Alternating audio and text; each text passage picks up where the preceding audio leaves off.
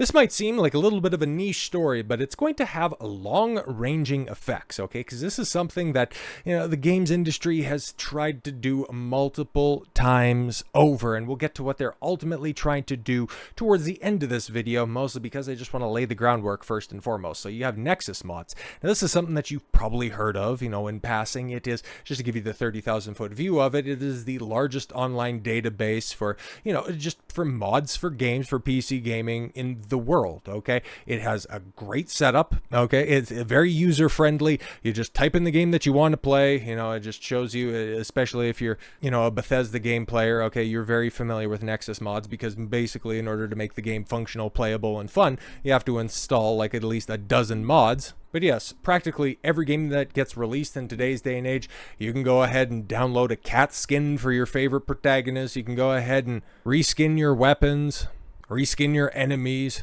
get some quality of life improvements, and then also clean up some of the messes of these lackluster developers, especially in recent years, that just release these unpolished, unoptimized ports that just somebody in their basement with just a little bit of coding information can go ahead and tighten up and make that shit purr like a newborn kitten. It's amazing what these people do, just out of sheer love of the game. But another thing that Nexus Mods does is also it has a foundation in place so that some of their more prolific mod makers, they're encouraged to continue making mods because they have a way to disseminate some of their profits that they have on the platform. Okay, it's not a lot, but in the case of, I've seen some of the share for the likes of some of your bigger releases, like I think because Elder Scrolls Skyrim Special Edition and the original launch edition, they're the two most modded games. Also is I'm pretty sure Bethesda rounds out the top 5 with Fallout 4, Fallout 3, and Fallout 76. Maybe Oblivion peaks in there, but I know Skyrim specifically has like over 1 billion downloads. I think it's over 2 billion in the case of Special Edition Skyrim. But regardless, like there's hundreds of thousands of dollars at play that gets disseminated out to the people who, have their mods downloaded the most, who they end up, contributing to premium subscriptions on the site, and it's stuff like that, okay? It's free to use for anybody that's on there, and I've used it for, Final Fantasy games that I've been playing and all that stuff, and a lot of the quality of life stuff, it's perfect, and I'm super glad that Nexus Mod exists in the way that it currently exists. But unfortunately, it has been sold off by somebody that is not exactly as community focused as the previous owner, but let's look at this. So Nexus Mod's owner steps down after 24 years to focus on mental health, and he sold the platform. Robin Scott, known as Dark One on the site, he sold it off to a new conglomerate. So PC Gaming Mod Hub, Nexus Mods, is now under new leadership for the first time in 24 years. As creator Robin Scott hands off the baton for the sake of his mental health. Which is, it's pretty demanding, man. Like it's a very big site, and if he's just simply the sole proprietor, there's probably a bunch of fires that he needs to put out. So I do not hold it against them at all whatsoever. The figurehead of one of the biggest gaming sites on the internet posted about the next chapter in a message published today. This is from a little while back, obviously. Comes with a confirmation that Scott has already officially stepped away from Nexus Mods, following months of meetings, face-to-face talks, and a whole lot of soul-searching. The message keeps many of the behind-the-scenes details under wraps, but says 2 new individuals named Victor, aka whatever, and another named Marinius. I'm sure that they're probably big. Like I say, I use Nexus Mods, I'm just not engaged with it quite like that. I have adopted the leadership role, with both of their new profiles now bearing the site owner title. The leadership change signals the beginning of a new era for Nexus Mods, and for Scott, a much needed break. Strain of being responsible for the behemoth I created has taken its toll, Scott explained. The stress of the job has been a regular source of anxiety and stress-related health issues. I realize that I have been burning out, and this is starting to have an impact on my staff and Nexus Mods as a whole. So I firmly believe that the best thing for the future of Nexus Mods is for me to step aside and bring in new leadership to steer the business forward with renewed energy to make Nexus Mods the modding community we all truly deserve. Small project born in Scott's bedroom for Morrowind. Eventually ballooned into a massive entity of the gaming space. Nexus Mods About Us page notes that the beating heart of the PC community is made up of 63.4 million users and 16.8 billion file downloads, positioning it as one of the most highly trafficked UK-based websites on the planet. As Nexus Mods has grown, so too has its impact on Scott, who has spent every single day for more than 20 years on call. Losing his direct input to day-to-day operations of Nexus Mods will surely result in some changes, but Scott assured modders and gamers alike that the shift should not be a cause for concern. But it's interesting, right? Because Nexus mods, we talked about them recently, and in regards to, what was it? Oh yeah, right. It was Elder Scrolls 4 Oblivion's remastered that came out in April, and one of the first things that it's so funny, right? Because everybody will talk shit about the likes of Nexus mods and woke AAA gaming, but the moment that a game that people like, and in the form of Oblivion, and it gets this remaster, which is apparently of quite high quality, but also has the same bugs of your traditional Bethesda release, that it doesn't really run all that well. But yeah, you just throw in a couple of mods and things runs a lot better. But the people that would say, oh, I don't want to support any woke games, immediately you're greeted in the character creating screen with, instead of having male and female customization options, you have type A, type B body types, which I thought was a big reason to not be non-binary for a game, but to just see everybody do the mental gymnastics. Yeah, it just really,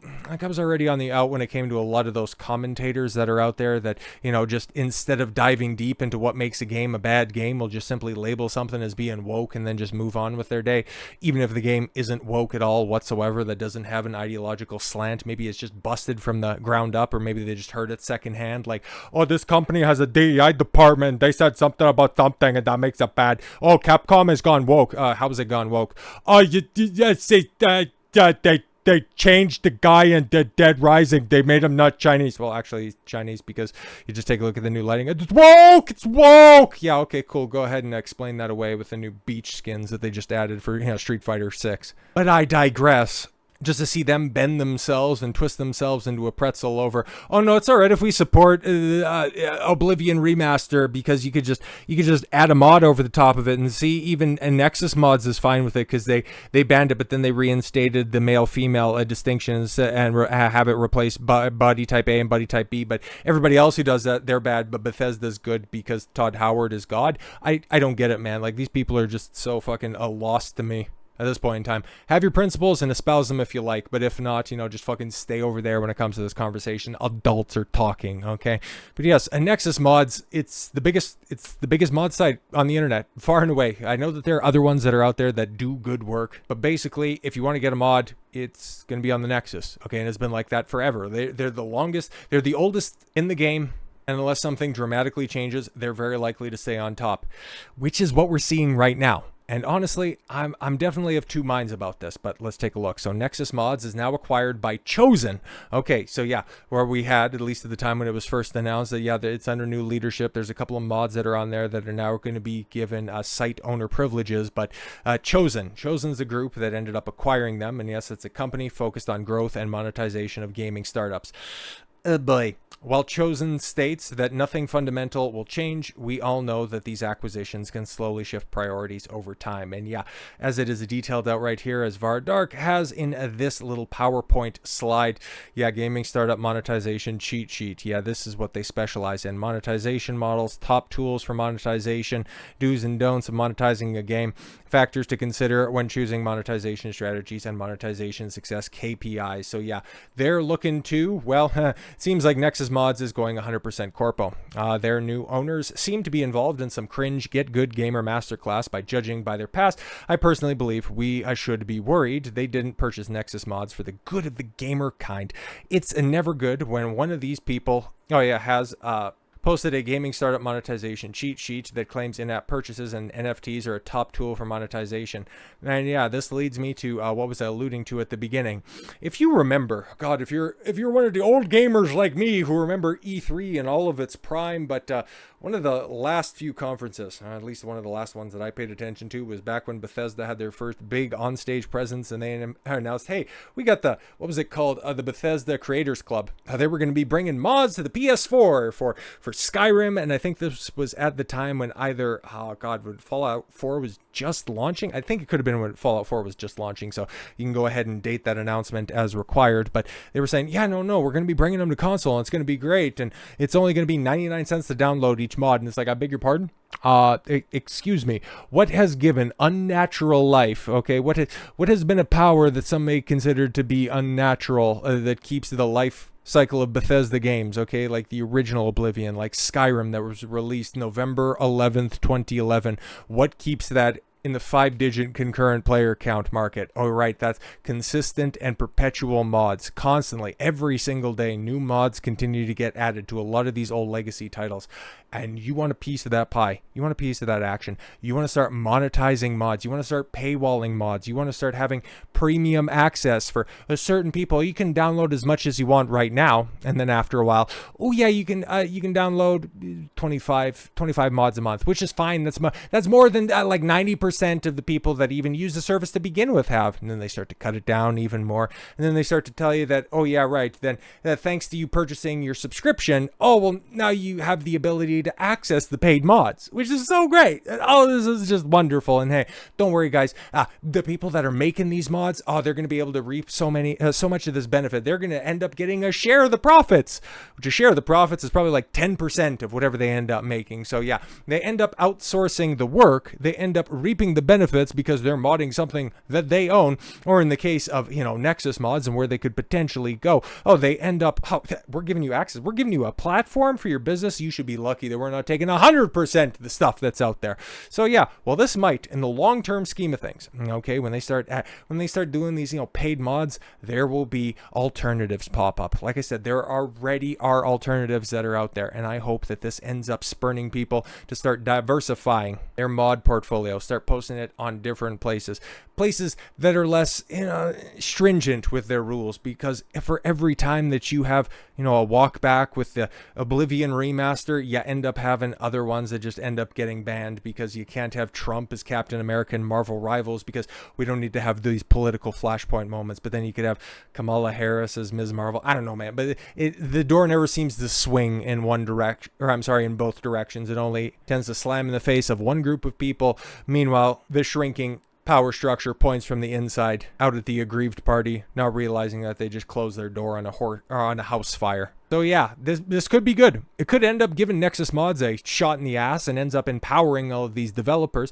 You have to chase this golden carrot where they end up getting a greater share of the pie because, the people that bought this stuff don't really need that much of an upfront cost. So yeah, for the subscriptions that are out there, because there is a premium service where, yeah, you can have a faster bandwidth for download and stuff like that, which is totally fine and all well and good. If you want to do it that way, that's fine. You still have access to all this stuff for everybody who just signs up. Perfect. Wonderful. I'm not going to complain about that at all whatsoever. So yeah, if they're out there trying to empower their creators by giving them a greater share, that would be great. But if we end up going down this monetization route, this is just simply going to create other competitors, which frankly, they aren't going to have these stringent TOS rules. They aren't going to have these same type of freaks that currently clog up the moderator and administrative system over on Nexus mods. So yeah, could be able to start fresh and gatekeep appropriately so we don't end up with the situation where the owner ends up having to dip out because he just surrounded himself with a bunch of fucking freaks and never want to leave him alone. So with all that said, thank you all very much for the gift of your time. I've been Don Consuelo. I want you to follow your gut and get after it. Take care, everyone.